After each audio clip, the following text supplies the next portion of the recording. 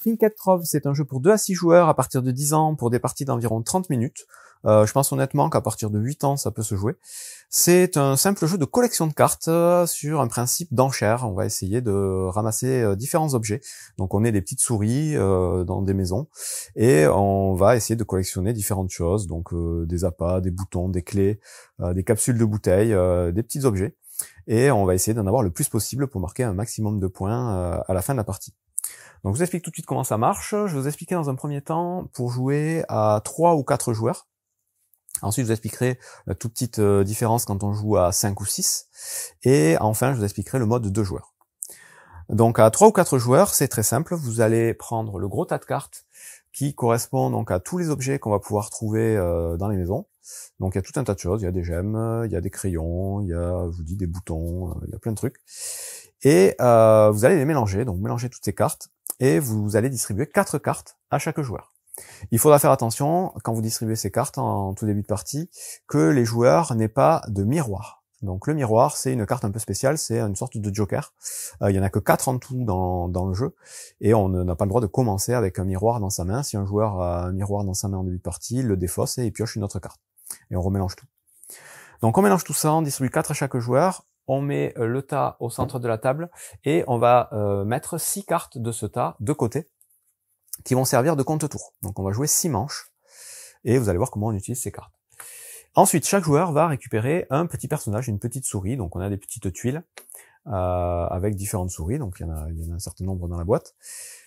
Ces souris-là, on va les mélanger, donc là, une simulation à 3 joueurs, on pioche chacun une tuile, et on les mélange, et on les met de gauche à droite ici, avec la petite tuile first et la petite tuile last, de part et d'autre. Donc first, c'est le premier joueur, last, c'est le dernier joueur. Donc ça, en fait, ça va déterminer l'ordre du tour. Et une fois qu'on a fait ça, on est prêt à commencer la partie. Donc la partie de Trinket Trove va durer, je vous dis, 6 manches à 3 ou 4 joueurs. Et ça durera 5 manches à 5 ou 6 joueurs. Et ça dure aussi 6 manches à 2 joueurs. Bon.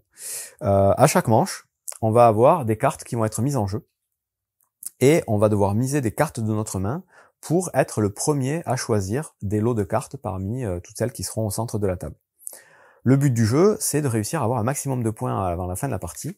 Et pour ça, il va falloir regarder les cartes qu'on va collectionner. Parce que sur ces cartes, on va toujours avoir un système de points sur la gauche qui va correspondre au nombre de cartes qu'on peut avoir dans cette collection. Donc là, par exemple, les appâts, vous voyez, elles ont une valeur de 7. Cette valeur-là, en fait, c'est le nombre de cartes au maximum qu'on peut collectionner pour augmenter les points de cette collection. Donc là, vous voyez que si j'ai une carte l'heure, ça vaudra 5 points. Si j'en ai 2, ça vaudra 10. 3, ça vaudra 15. Et si j'arrive à en avoir 7, ça vaudra 175 points. 7 ou plus. Parce que les cartes comme ça, donc vous avez le nombre de cartes pour une collection, et elles sont toutes présentes en 2 collections. C'est-à-dire que des cartes l'heure, au total, il y en aura 14. 2 fois 7 cartes. Les cartes d'engrenage, comme celle-ci, là, il y en a 3 pour avoir la collection complète. La collection est en double, donc au total, il y a 6 cartes engrenage dans le tas. Et c'est le même principe pour toutes les autres. Les clés, par exemple, il y en a 4 pour avoir la collection complète. Au total, il y a 8 cartes. C'est là pour tout, sauf, je vous ai dit, les miroirs. Eux, les miroirs, c'est des jokers, il y en a que 4 dans le deck, même s'ils ont une valeur de 8. Voilà comment ça a marché. À la fin de la partie, on va étaler toutes les cartes qu'on a réussi à récupérer et les classer par famille pour voir combien de points on marque. Donc maintenant, comment ça marche? Un tour de jeu. Donc chacun a sa main de 4 cartes. Premier tour de jeu, on va révéler autant de cartes du gros deck qu'il y a de joueurs en jeu. Donc là, par exemple, il y a 3 joueurs, je vais révéler les 3 premières cartes. En plus d'avoir fait ça, à 3 ou 4 joueurs, je vais prendre la première carte de la pile de 6 cartes que j'avais mis de côté en début de partie et la rajouter à la première carte qui a été révélée. Donc ça veut dire qu'il y a un lot ici de 2 cartes, ici un lot de 1 carte, ici un lot de 1 carte. Ça, c'est ce qui est mis en jeu pour cette manche. Ensuite, en commençant par le premier joueur, le joueur qui a sa tuile la plus à gauche, on va dire que c'est moi, on va devoir miser des cartes de sa main pour changer l'ordre du tour, pour avoir le choix de récupérer les cartes avant les autres. Donc là, par exemple, je pourrais miser, par exemple, mon engrenage. Il n'y en a pas qui sont sortis, je sais qu'il n'y en a pas beaucoup dans le deck, donc je vais mettre mon engrenage en jeu. Le joueur d'après, lui, va pouvoir miser, par exemple, ces 2 bouteilles, là, ces 2 capsules de bouteilles. Donc c'est Gouda. Il les met au-dessus de sa tuile. Et le joueur encore après va miser une carte leurre, on va dire, pour les enchères. Une fois que chacun a misé ses cartes, on va réorganiser l'ordre du tour. Et pour ça, on va regarder en priorité le joueur qui a joué le plus de cartes. C'est lui qui sera prioritaire sur les autres. Donc lui, il a joué 2 cartes. Il va passer premier, parce que c'est le seul à avoir joué 2 cartes. S'il y avait eu plusieurs joueurs à 2 cartes, on aurait regardé tout simplement le total des valeurs des cartes. Et à valeur égale, ce sera le joueur qui aura misé en dernier qui deviendra premier. Donc si par exemple notre joueur avait joué 2 cartes de valeur 10, s'il a joué en dernier, il devient premier et lui deviendra deuxième. C'est valable pour toutes les valeurs. Ensuite, les 2 autres joueurs ont misé qu'une seule carte. Ben là, on va comparer la valeur des cartes. Lui, il a mis une carte de valeur 7, moi une carte de valeur 3. Donc c'est la carte de valeur 7 qui est prioritaire. Donc moi, je vais choisir en dernier. Une fois qu'on a réorganisé l'ordre du tour, on passe à la phase de ramassage de cartes. Et donc là, en commençant par le premier joueur, on va ramasser à chaque fois 2 lots de cartes parmi les 6 qui sont en jeu.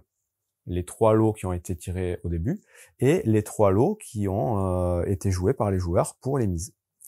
La seule règle, c'est qu'on n'a pas le droit de récupérer un lot qu'on a misé nous-mêmes. C'est-à-dire que là, Gouda, il va choisir en premier.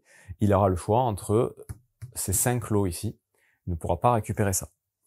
Donc là, il va récupérer par exemple ce lot ici et celui-ci. Donc ça, il le rajoute à sa main. Et il a fini de récupérer ses cartes. Ensuite, c'est à Nimbus de récupérer des cartes. Là encore, s'il y avait eu ses cartes devant lui, il n'aurait pas pu les prendre. Bon, là, elles ont déjà été prises.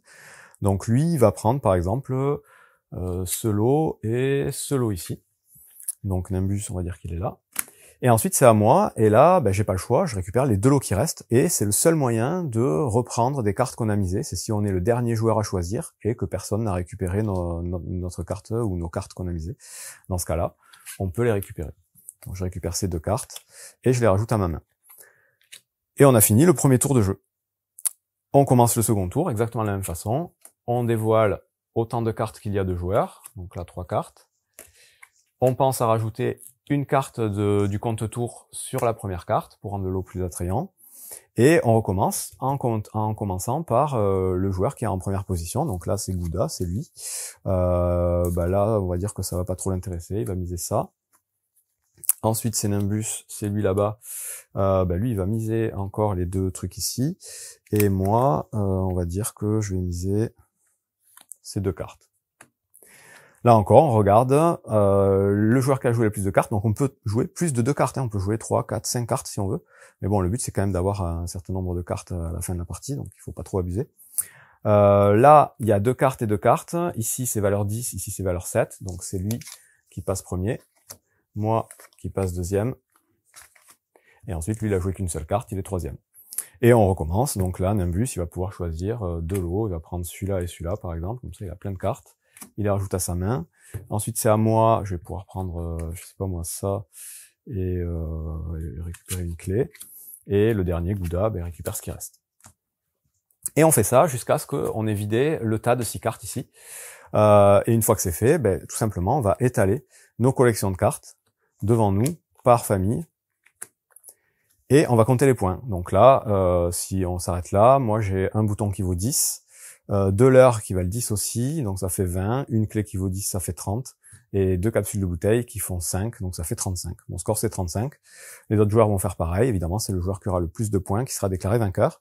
En cas d'égalité, ce sera le joueur qui sera en première position sur l'ordre des enchères en fin de partie, qui sera déclaré vainqueur. Donc ça, c'était pour jouer à 3 ou 4 joueurs. Si vous jouez à 5 joueurs ou 6 joueurs, c'est exactement la même chose, donc sauf qu'il y aura plus de personnages ici, et que au niveau des cartes compte-tour, vous en mettrez 10 de côté. 1, 2, 3, 4, 5, 6, 7, 8, 9, 10 en début de partie. Donc admettons, on est 5 joueurs. Hop, on va rajouter les autres joueurs. On a nos 4 cartes en main en début de partie, toujours pas de miroir. Donc là, on va dévoiler 5 cartes, puisque c'est autant de cartes qu'il y a de joueurs pour les enchères. 5. Et là, la différence, c'est qu'on va prendre la première carte du compte-tour, la mettre sur le premier lot, et la seconde carte, la mettre sur le second lot. Donc à chaque tour, on prendra 2 cartes du tas. Et du coup, comme il y en a 10, ben on va jouer 5 manches au lieu de 6. C'est tout ce qui change. Après, ça se joue exactement pareil. On va faire nos enchères de gauche à droite. On va se réorganiser l'ordre du tour et on va prendre 2 lots de cartes chacun. Et on fait ça donc 5 fois à 5 ou 6 joueurs. Maintenant, si on joue à 2 joueurs, dernière petite variante, 2 joueurs, on fait la mise en place comme si on jouait à 3 joueurs en fait. C'est-à-dire qu'il y aura 3 personnages, 2 qui seront les joueurs et un troisième qui sera une sorte d'automate qui va jouer un peu tout seul. Là aussi, on va jouer avec 6 cartes, comme si on était 3 ou 4 joueurs. 6 cartes, donc 6 manches. Et la règle donc du personnage qui va jouer de façon automatique, elle est très simple. Lui, il va à chaque fois miser 2 cartes. Donc il n'a pas de cartes en main, hein. On se distribue donc juste 4 cartes chacun. Donc voilà, on a chacun nos 4 cartes pour commencer la partie. Tout le reste, c'est en tas. Nimbus, admettons, donc on va dévoiler évidemment, les 3 cartes comme si on jouait à 3. On va mettre la carte ici pour la première enchère. Nimbus va miser, il va mettre ça.